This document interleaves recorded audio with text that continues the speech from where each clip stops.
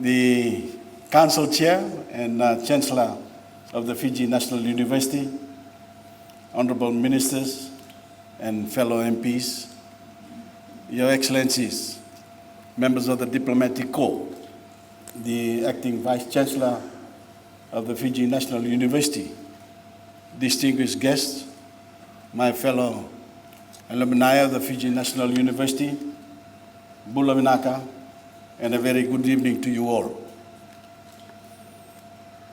Your Excellencies, ladies and gentlemen, all the world's great universities have strong alumni associations, drawing on the energy and resources of their graduates to strengthen their position and build their futures. So I'm delighted that we are doing the same with the Fiji National University, with its growing number of graduates already making a huge contribution to our nation, and we hope the FNU as well. It isn't only about drawing on this pool of talent to strengthen the institution at an organization level. The reputation of the FNU depends on the reputation of those it educates in the wider community. So each and every one of you has a part to play, setting an example in your own daily lives in building the reputation of our national university, and with it, the reputation of our nation. You'll have heard me say often that the vision of the Fiji First government is to make our nation a clever country, a smart country, by giving all of our people the opportunity to gain an education. It's not a pipe dream, as some might think, because I'm convinced that when you give people an opportunity to learn by breaking down the barriers to education, and especially the barriers of poverty, they will seize it. There is now no reason for any Fijian, no matter what their background or family circumstances, to miss out on getting the best education they can. Our free schooling and the scholarships and tertiary loans we are providing have transformed the prospects of even the poorest Fijian children. We have given them the key to a life of opportunity through learning. We have given them the best chance any Fijian has ever had to carve out satisfying and worthwhile careers for themselves and contribute to the development of the nation. It is up to them to take that key and unlock the door to a world of opportunities, to work as hard as they can and to the best of their ability, to acquire the skills they need and our nation needs to fulfill our collective dreams. Team Fiji isn't only about succeeding at the Rugby World Cup or in football. It is about every Fijian treating the process of learning in the same way as mastering the skills of a game. The more skills each person masters, whether it is in a trade or profession, the stronger the intellectual capital of the national team. And just as our sporting teams punch above their weight in international competition, our workforce needs to do the same. For a small country such as ours to make a mark in the world, we need to be as disciplined and skillful as the best of our sports people. We need to play hard intellectually, use our brains, and acquire as much knowledge as we can. What we are doing in the education system is to train our players and provide them with the best education we can afford. But if everyone embraces the value of learning and we work together intellectually as a team, I am certain we will be a clever country. It is only those among us with no imagination or the lazy who think it can't be done. Because yes, we can. And when we do, there will be nothing to stop us achieving our dreams for ourselves and for each other. This is why the FNU is so important in our national life. A university with its sights set on excellence. A place where Fijians can learn the skills they need to make a mark on our nation, our region, and the world. And the wonderful thing about FNU is the hard-headed approach it brings to that process. Our university isn't some ivory tower where the brightest people acquire learning for its own sake.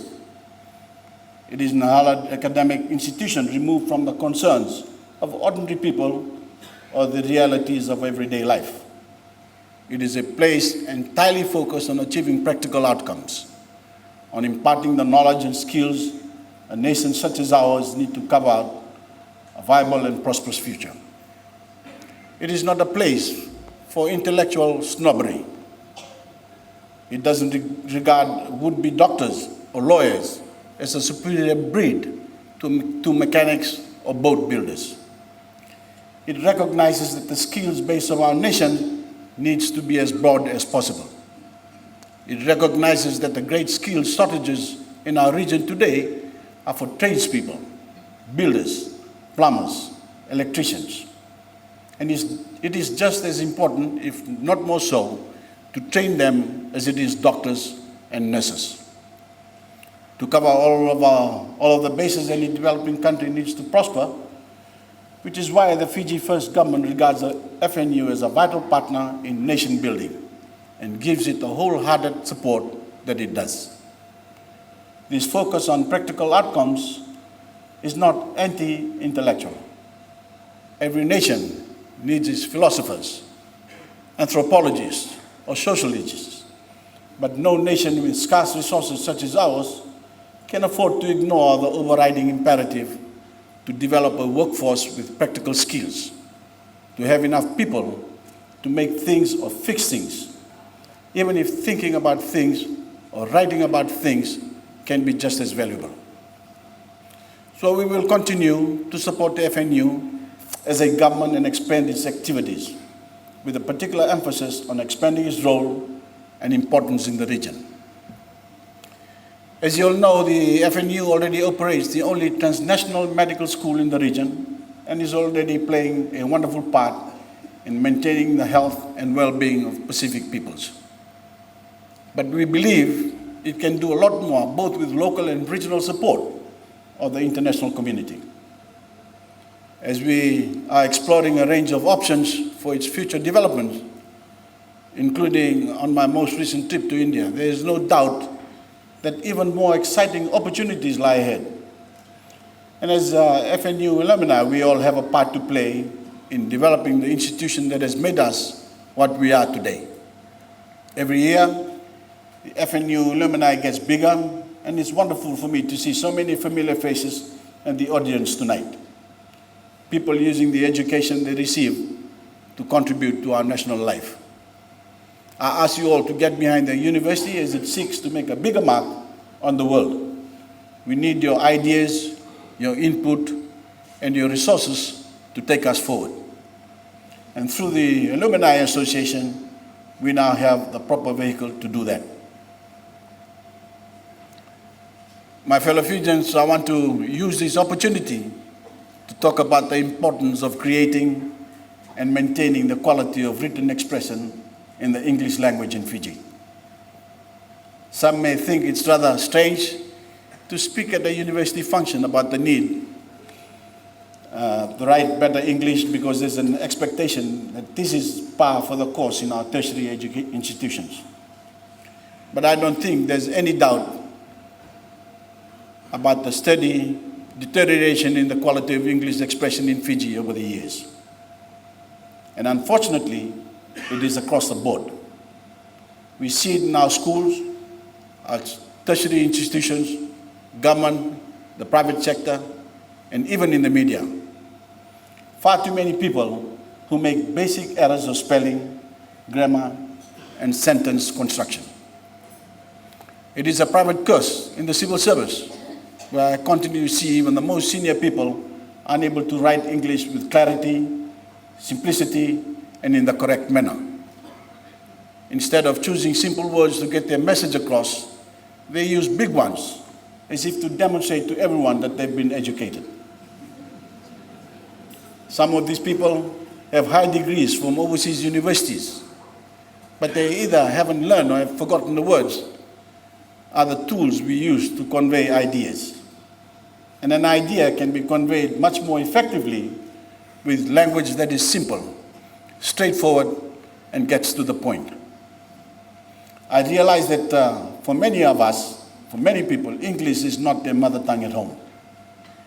But it is our national language, used in all official communication and the medium of teaching, so we need to master it properly.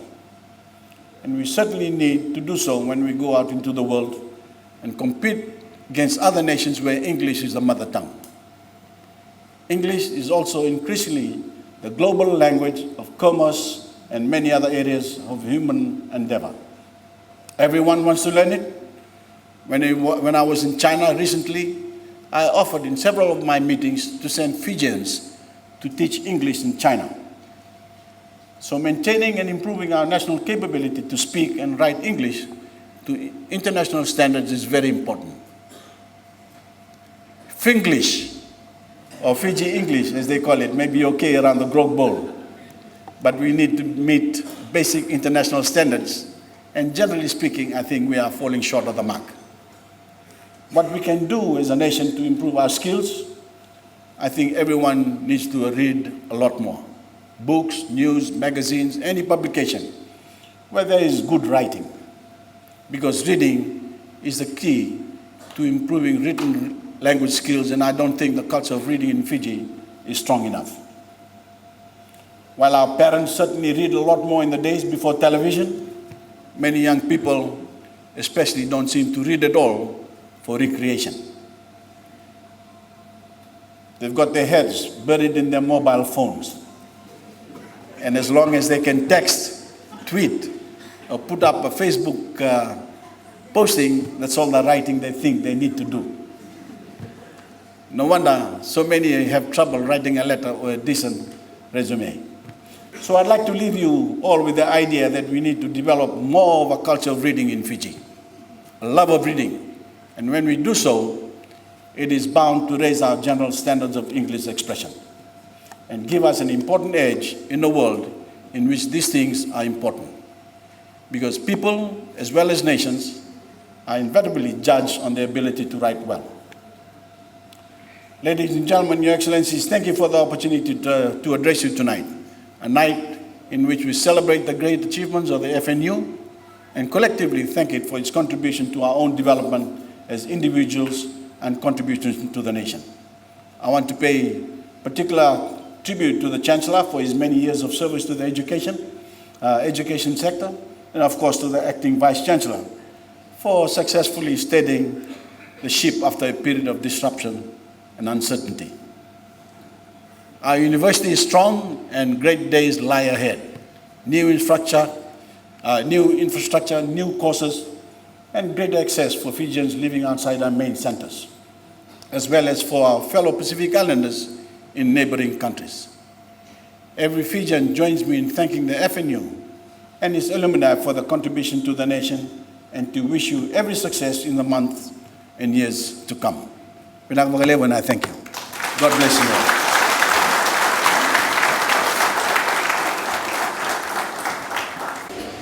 The Special Outstanding Alumni Award for the year 1980 is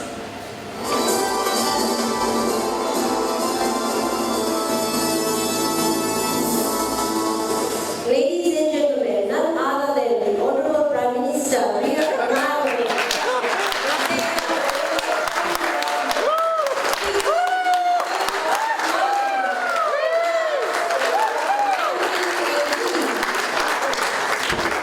A vision for equal rights and opportunities for all Fijians, a mission to build a prosperous nation based on a sustainable and democratic platform, and a dream to unite all people along this journey. The Honourable Prime Minister, Rear Admiral, Voreqe, Bainimarama, a man with great sense of humour and compassion, a leader